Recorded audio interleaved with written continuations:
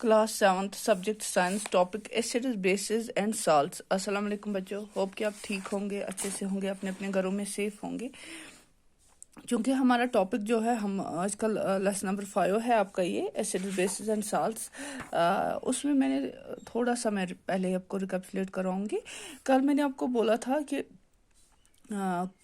क्योंकि आधे जो सब्सटेंस होते हैं वो बहुत ही करोसिव होते हैं, बहुत ही पॉइजनस होते हैं, इसलिए with the help of test हम उनका नेचर नहीं जान सकते हैं।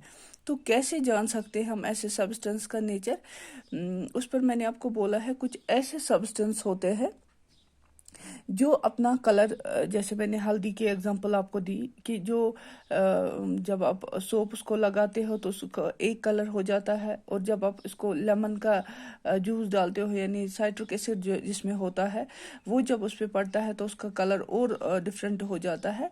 तो इस डिस्कशन के बिना पर मैंने आपको बोला था कि कुछ ऐसे नेचुरली ऑकरिंग सब्सटेंस होते हैं जो अपना कलर चेंज करते हैं when they come in contact with acids और बेसेस।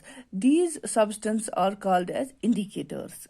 इनको हम क्या बोलते हैं? यमन छ वनान इंडिकेटर्स, मतलब यम इंडिकेट करा कि बाउस यथ कंटेक्ट्स में तो ये कैसा मे गो ये कलर तो ये क्या है, और ये और साथ साथ मैंने ये भी बोला कि टर्मरिक जो है वो एक नेचुरल इंडिकेटर है। आधे बाकी जो इंडिकेटर्स है वो लिथमस सोल्यूशन है, फिनाफ्थलीन सोल्यूशन है, चाइना रोज पेटल है जिसको गुदहल भी कहते हैं।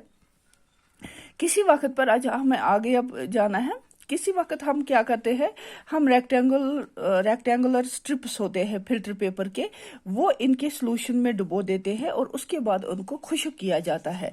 यही ड्राइड स्ट्रिप जो होते हैं इनको हम लिथमस पेपर कहते हैं। किनके मतलब जब हम कुछ रेक्टेंगुलर स्ट्रिप्स जो होते हैं फिल्टर पेपर के, उनको जब चाइना रोज या फिनाफ्थलीन सॉल्यूशन या दूसरा मैंने बोला था आपको लिथमस सॉल्यूशन, इन सब सॉल्यूशनों के मतलब डाला जाता है तो इनको ड्राई करके फिर इनको लिथमस पेपर बनाया जाता है। Methyl orange paper and phenolphthalein paper और चाइना रोज पेपर यानी लिथमस सॉल्यूशन में जब डालकर ये लिथमस पेपर बनता है, ऐसे ही मिथाइल ऑरेंज पेपर बनता है, इसी तरह से फिनाफ्थलीन पेपर बनता है और चाइना रोज पेपर बनता है। On the basis of effect on indicators, we can easily classify substance acids, bases और neutral substance। देखिए इनका इफेक्ट जो इंडिकेटर जो होता है इनका इफेक्ट कैसा होता है जब ये एसिड्स या बेसिक या न्यूट्रल सब्सटेंस के कांटेक्ट में आते हैं। तो हम इसी बिना पर ये बोलते हैं कि ये सब्सटेंस एसिडिक है, बेसिक है या न्यूट्रल है। अब यहाँ पर दूसरी बात रह गई न्यूट्रल सब्सटेंस, यानी न्यूट्रल सब्सटेंस किनको बोलते हैं? न्यूट्रल सब्सटेंस हम उनको बोलते हैं ना ही वो एसिड होते हैं और ना ही वो बेसिक होते हैं, और उनको इंडिकेटर्स मतलब जब हम इंडिकेटर्स उनके साथ टच होते हैं तो उनका कोई इफेक्ट नहीं होता है। For example distillate water, alcohol, common salt, यानी जब आप लिथमस पेपर या किसी भी पेपर को डिस्टिलेट वाटर पानी में डालोगे या अल्कोहल में डालोगे या साल्ट सॉल्यूशन में डालोगे, वहां पर कलर तो बिल्कुल चेंज नहीं होगा।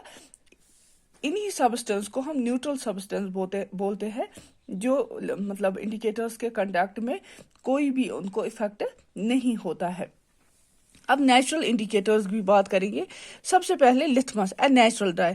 लिथमस एक नेचुरल डाई है। Litmus is a form of solution or in the form of dried paper strips is the most common used indicator. जो लिथमस है ये सॉल्यूशन के मतलब फॉर्म में होता है या पेपर के ड्राइड पेपर स्ट्रिप्स के फॉर्म में होता है, ये बहुत ही आम इंडिकेटर इस्तेमाल किया जाता है। द डाई लिथमस, जो ये लिथमस है ये एक्सट्रैक्ट होता है lichen plant found in tundra region. Tundra region में एक प्लांट पाया जाता है जिसको लाइकन बोलते हैं, वहां पे पाया जाता है ये। The solution of litmus in distilled water is purple in color। जब आप ये लिथमस पेपर का सोल्यूशन जब आप पानी में डालते हो तो इसका पर्पल कलर होता है। This solution is called neutral litmus solution. उस वक्त उसको बोला जाता है neutral litmus solution. The neutral litmus solution turns red when added to some acidic solution। ये जो लिथमस पेपर है, लिथमस सोल्यूशन है, जब भी इसमें एसिडिक सोल्यूशन इसके साथ ऐड होता है तो ये रेड कलर का हो जाता है। Conversely, the neutral litmus solution turns blue when added to some basic solution. यही न्यूट्रल लिथमस सोल्यूशन जो है ये ब्लू कलर का हो जाता है, यानी पर्पल से ये ब्लू कलर का हो जाता है जब इसमें बेसिक सोल्यूशन ऐड किया जाता है। If thin strips of paper are soaked in red litmus solution or blue litmus solution, then dried, then these strips are called red litmus paper and blue.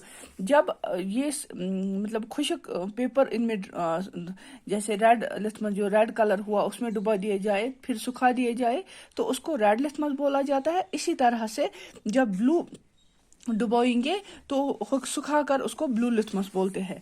These strips are bound in form of tiny booklets and supplied to chemical laboratories. ये एक booklet की form में, बिल्कुल ऐसे ही जैसे आपकी book है, मगर ये छोटे होते हैं, बुकलेट की फॉर्म में होते हैं और फिर केमिकल लेबोरेटरीज को सप्लाई किया जाता है। आज के लिए इतना ही, कल हम आगे पढ़ेंगे। तब तक के लिए अल्लाह हाफ़िज़। Thank you.